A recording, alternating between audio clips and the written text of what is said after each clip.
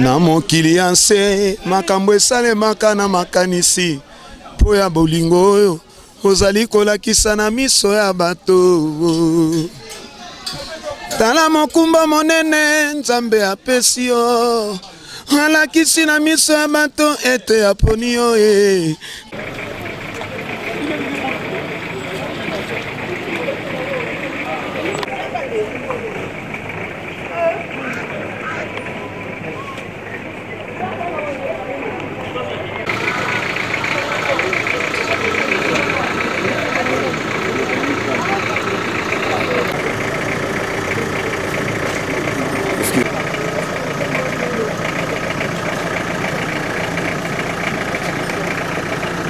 Que balandinyo sur RD Congo Info.fr, tout le monde est d'accord na qui vous a ko sepé na banda ko parce que biso tozakana toujours pour na kozula bino ba image ko sala bino biloko bosenga kabiso.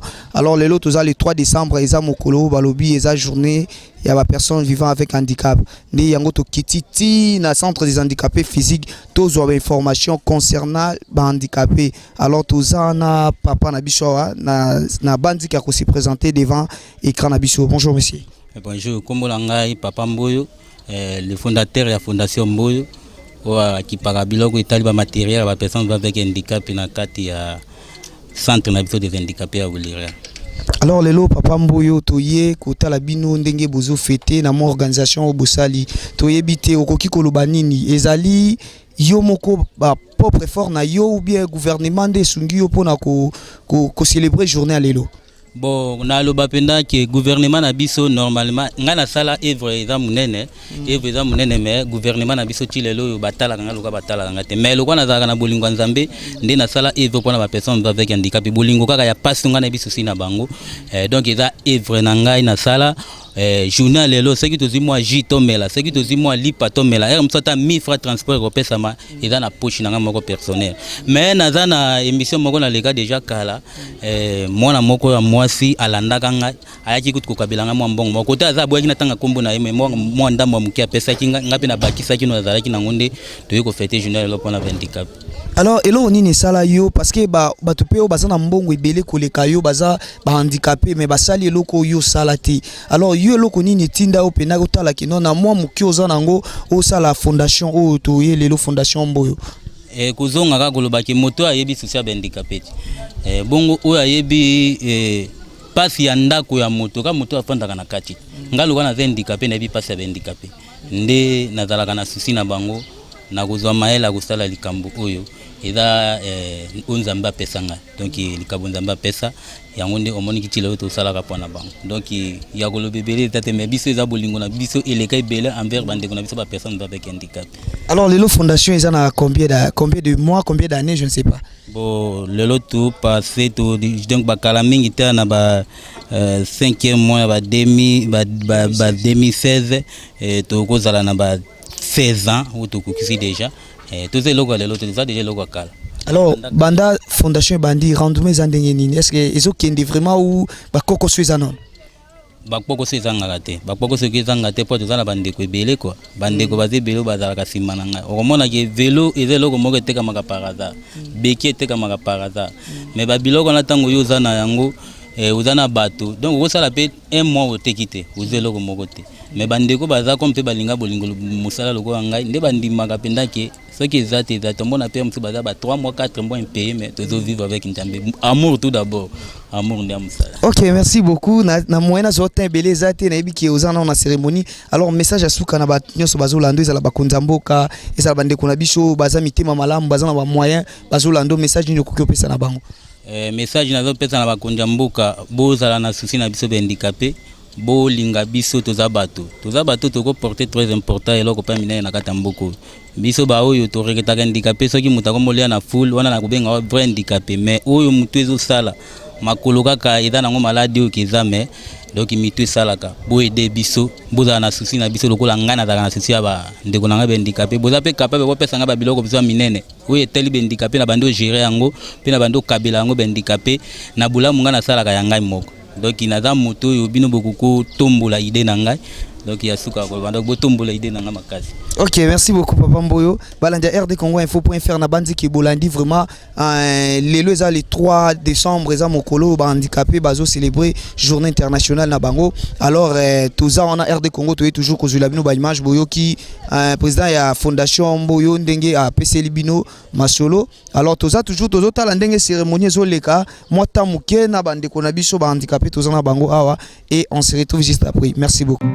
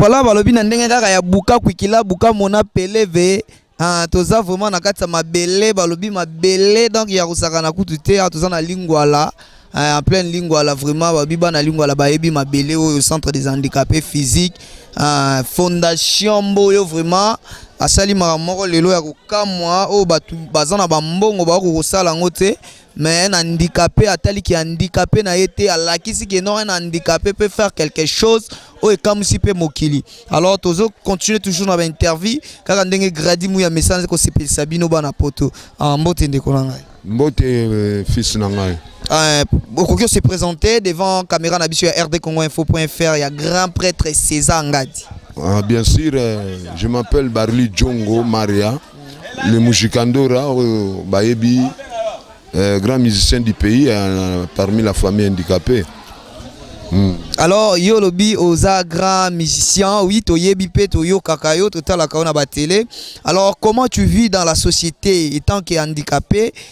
Ndenge nini yo vivre na kati ya société étant qu'handicapé musicien? Bon, on a famille ndenge to vivaka étant qu'handicapé musicien. Na débrouillé ka na ba fort moko boye. Mais mingi pe contribution ba massa kaka, ba massa ba handicapé.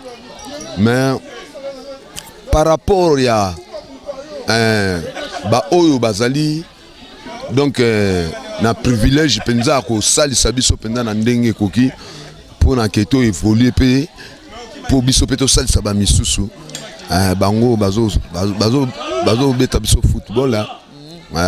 Alors yebisa biso ndenge oza handicapé boui. Est-ce que ozo croire vraiment que okolonga na musique na yo donc o sala pena ke ndenge ba fali to fanda pena ke non to taper ba fali ba sala? C'est possible ce qui vraiment muto atie mbongo na ya nje pour nanga. C'est possible de gagner ensemble.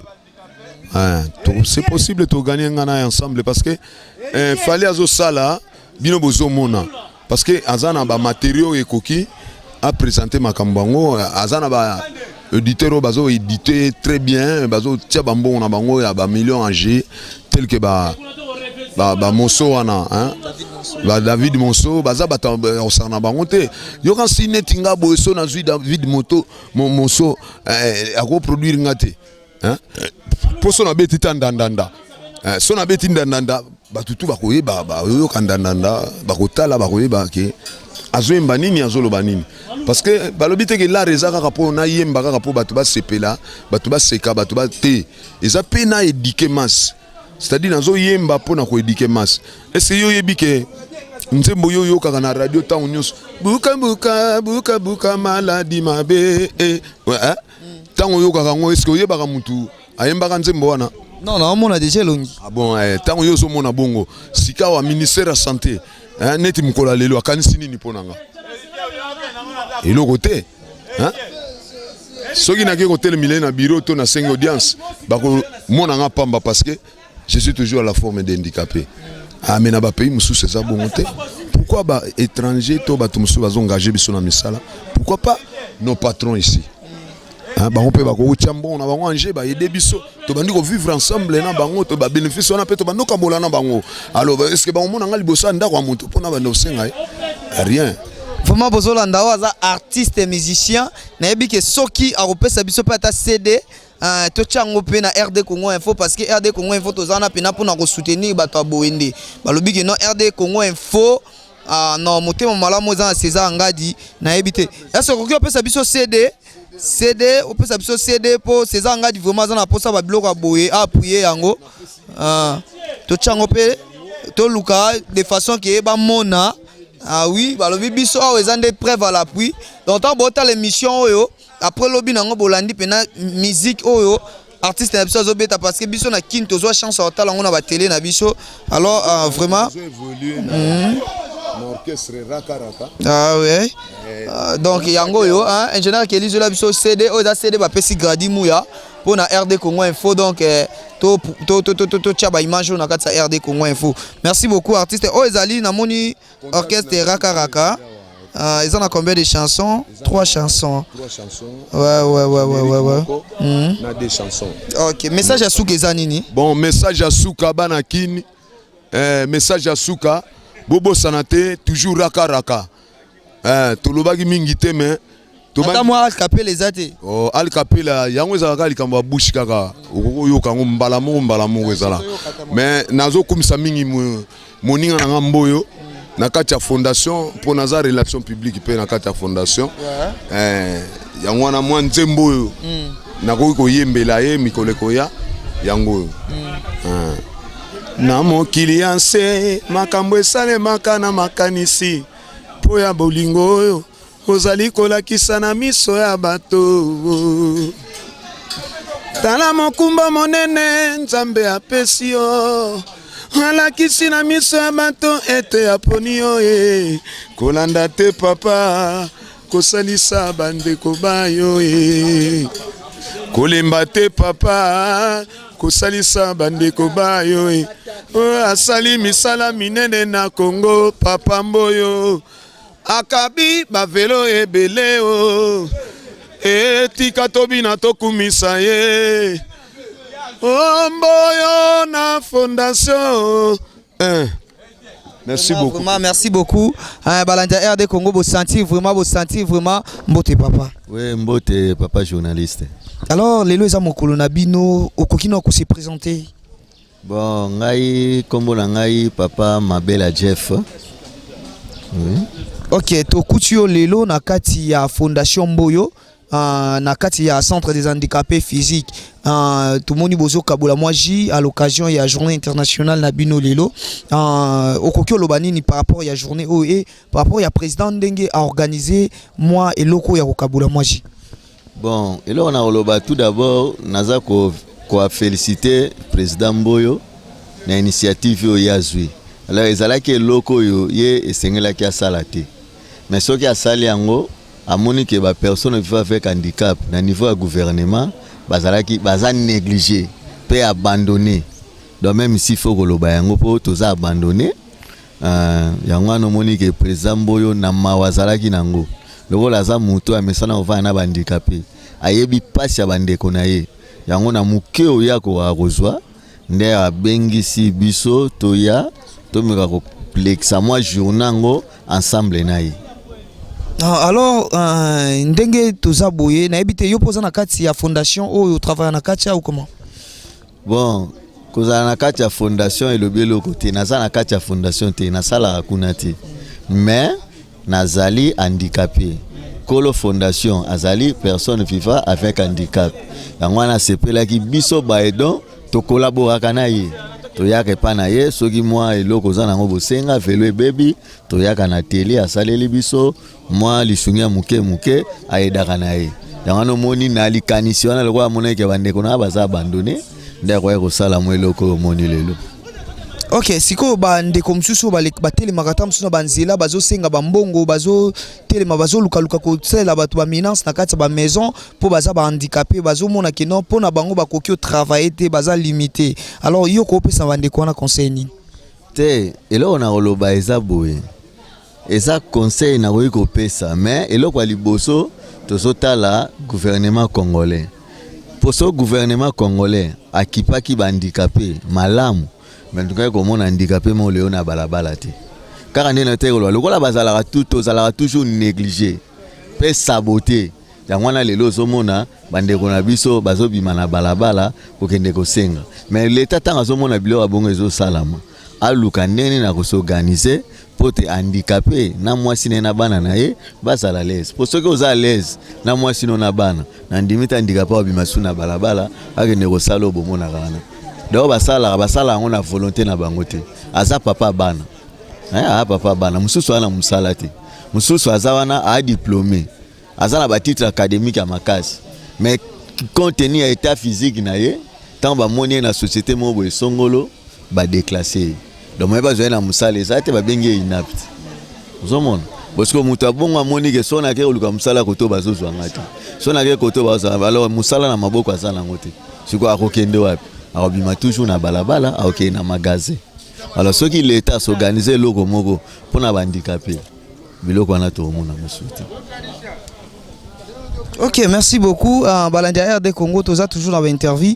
Ingénieur Kelly to tambola to mona non ndenge événement zoleka. Voilà, tozo mona biso na tozo lande longo. Lolenge nini bandeko na biso bazo fêter journée na bango. Bazo fêter vraiment journée na bango lelo.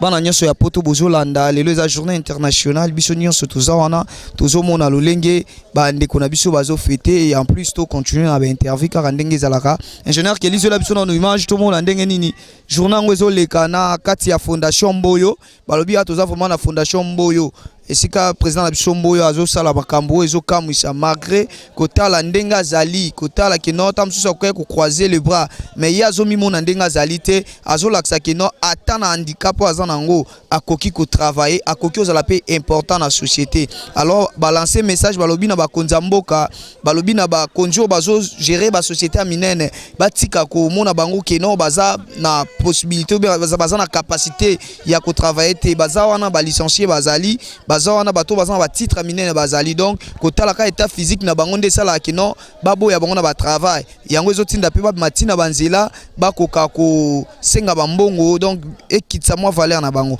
Alors bakonza mboka nyonso bozolanda na asi bozolanda vraiment nde bomesana kolanda RD Congo Info bakonza ba société bozolanda donc baza na ba capacité mari kotala ndenge bazali mais baza na ba capacité pe ya travailler parce que bongo nde ezosala donc message eza capté tozo ata mutasuka pesa ta moi lolenge ba traiter bango na kati ya société mbote papa nanga mbote. Alors tozolo belaka ndenge ba traiter ba handicapé na kati ya société lelo toza le 3 décembre au bozo célébrer journée internationale à bino alors ba traiter bino ndenge ni na kati ya société. Papa bazo traiter biso mabe po ba fondation mingi bimi awa donc bazo gagner vie na bango likolo ya handicapé na ba aveugle na ba baba kasi ba aveugle bazo trouver rien ba baba bazo trouver rien ba handicapé pe bazo trouver rien donc biso to comme ba umbu na bango yango tozo senga président de la république yemoko atala makambo ba handicapé surtout toko lela mingi et pas maman live tala vie ya ba handicapé ndenge tozo vivre vraiment la vie moko ya mabe maman live lukila biso ata place moko handicapé mingi bazolala libanda mingi handicapé bazolala libanda maman live tozo senga maman live pardon maman live message ekomi message na ona kata RD Congo ekomi bana tu ya RD Congo na asi bo sepeli ingénieur Kelly ki ala zola tokomi na suka émission na biso Mame Milinte mbana Londres na yebi kino Olandi vraiment émission yo na ndenga kimia makasi grand porte César Ngadi grand porte César ngadi na yebi ke osepeli na kati ya émission oyo tosali na mokola lelo to eko célébrer journée o elongo na bandeko na biso. Merci beaucoup Dani Bokombe Tsunami, grande sœur propre na pesho bambote belé, Glody Kouma na Londres na pesho bambote belé batutu bolanda ngai vraiment bambote na bino, maman nga Félite ka papa na ngai ingénieur Kelly na sima caméra na pesho bambote belé. Merci beaucoup, on se retrouve à la prochaine. Merci.